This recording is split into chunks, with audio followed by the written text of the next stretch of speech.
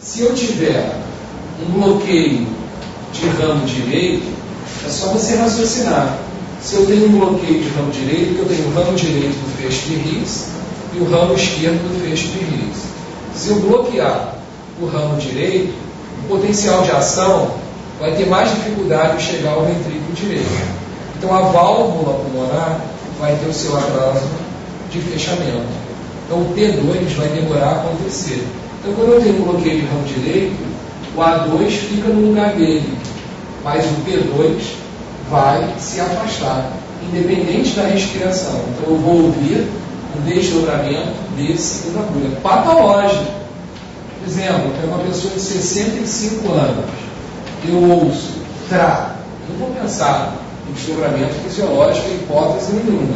Esse TRA pode ser de bloqueio de ramo direito. Claro, se eu respirar fundo e prender, vai se acentuar um pouquinho, que aumenta o retorno venoso para a câmara direita, mas é um desdobramento patológico. Uma outra situação em que isso pode acontecer, mas com P2 diminuído, mas desdobrado, é exatamente o que? A estenose pulmonar. É só você raciocinar. Se eu tenho uma estenose da válvula pulmonar, o sangue, para sair do VD para a artéria pulmonar, há um estreitamento. Então vai levar mais tempo para esse sangue sair do VD para a artéria pulmonar. Então a válvula pulmonar demora a se fechar. Então o P2 vai se encontrar atrasado. Então o P2 diminui de intensidade e a segunda agulha vai desdobrar. Então um grande exemplo disso também é a estenose pulmonar. Aqui eu tenho A2, que seria o normal, e P2, os dois componentes, A2 e P2. Vamos imaginar que eu tenho agora um paciente com insuficiência mitral. Então aqui se encontra o ventrículo esquerdo, aqui se encontra a válvula mitral, e aqui eu tenho a aorta saindo o sangue do ventrículo esquerdo. Ora, quando o ventrículo esquerdo contrai, normalmente ele joga o seu sangue aonde? Na aorta, e depois a válvula aórtica se fecha. No caso de uma regurgitação mitral, quando o VS contrair, ele vai jogar sangue na aurícula esquerda e vai jogar na aorta.